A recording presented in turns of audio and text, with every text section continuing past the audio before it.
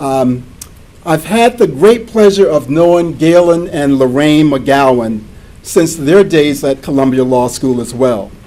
In fact, Gailon, Lorraine, and Jeff were all in the same graduating class.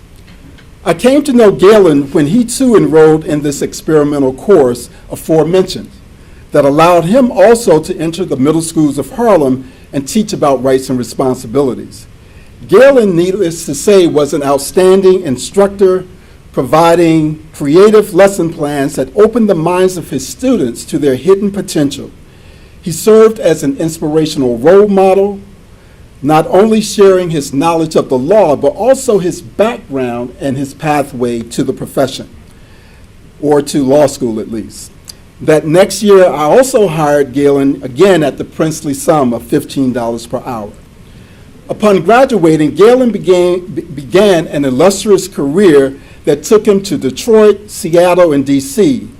Eventually, he made his way back to New York, New Jersey in the mid-90s when he transitioned from law to business, becoming the first African American to own a BMW dealership. So, just a plug for him. Anybody who's looking for one, here's your man. When I reached out to him for help and assistance, he immediately agreed to do so. He became a perennial guest speaker at multiple summer law institutes and a consistent financial contributor to the organization. At both our 20th and 30th anniversary celebrations, he actually auctioned off 2 BMWs to help with our fundraising efforts. And for more years than I can count, he has been a donor to the scholarship fund for our graduating seniors. During the 20s or 2000s, he joined Legal Outreach's board of directors, where he serves as treasurer and provides much needed business advice and counsel. Little did I know that in reaching out to Gailon that I would get 2 for 1. Lorraine McGowen, whom I also knew during her law school days, and whom Gailon was lucky enough to marry after graduation, also signed on. After becoming a partner at Orrick, Lorraine embraced Legal Outreach as a pipeline organization. She organized the internship program at Orrick, arranged special programs to expose Legal Outreach's students to the broader world, and became a financial contributor separate and apart from Gailon. I think they keep their finances separate for some reason. She also joined Legal Outreach's advisory board, on which she has served for many, many years. Every year, Lorraine's firm has been a consistent financial contributor to LO's diversity efforts. And in fact, Orrick has provided the single largest amount of support from any one law firm during any one year, the sum of $40,000.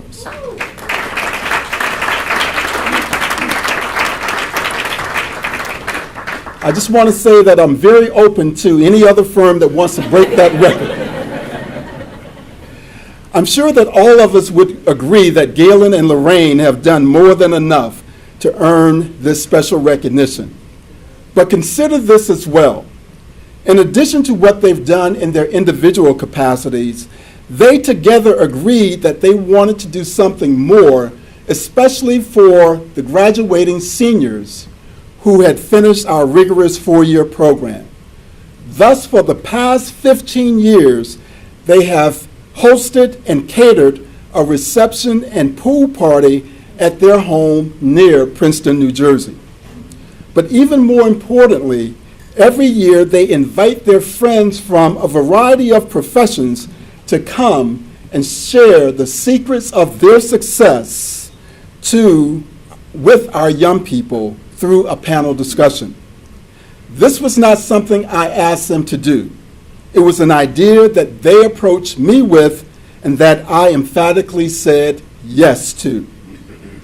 For these reasons and many more, it gives me great pleasure to present the 2017 Pipeline to Diversity Champion Award to Gailon and Lorraine McGowen, a couple that has displayed an uncompromising commitment to leveling the playing field and equalizing opportunity for Legal Outreach's students.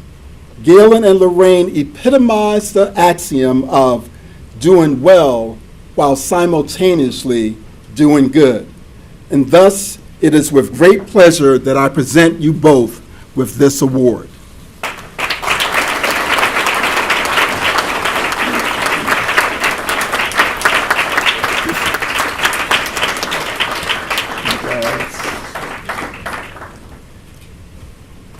Before Lorraine starts speaking, let me just for the record say, we have one bank account and she controls all the finances.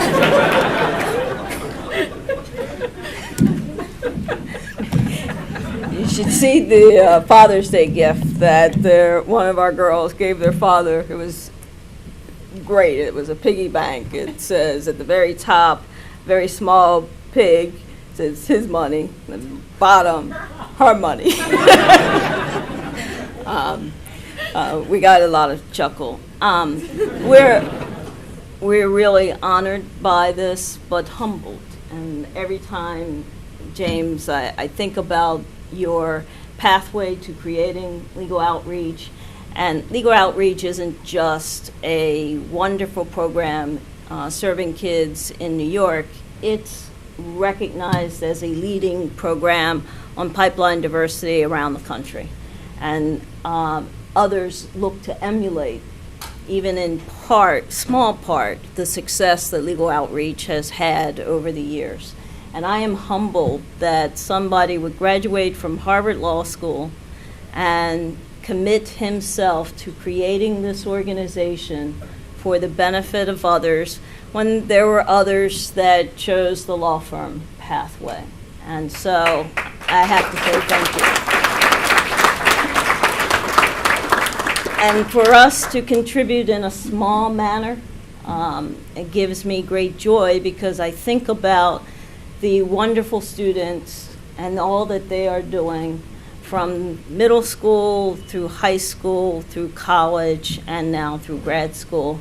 And you think about the ripple effect that this program has, not just for this generation, but for future generations. And we need more of it. So we're humbled. We thank you. We encourage everyone to do this. It takes a village. Thanks.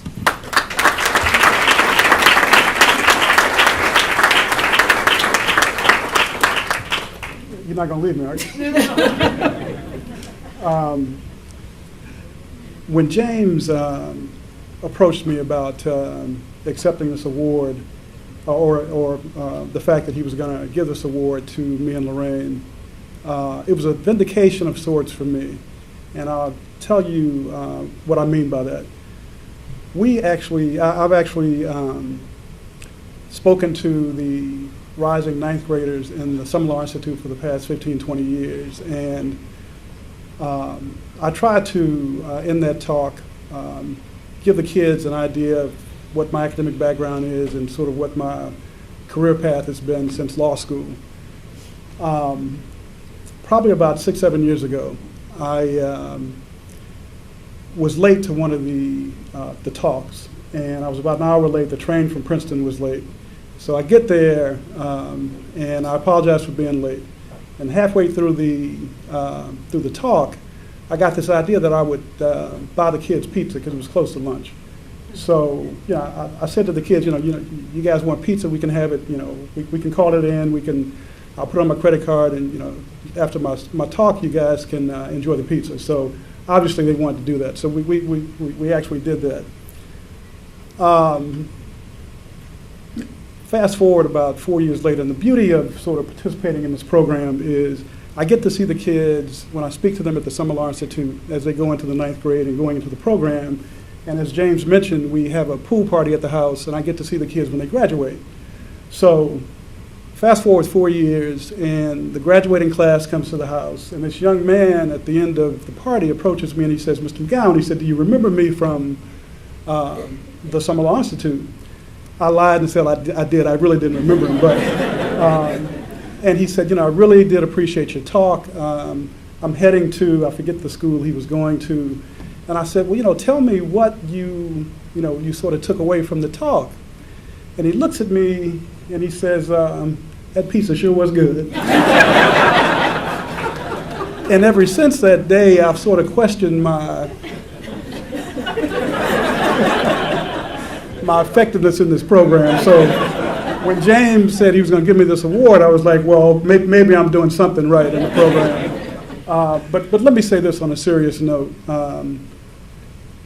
This organization changes lives, it changes families, it changes communities. And I'll give you a quick example.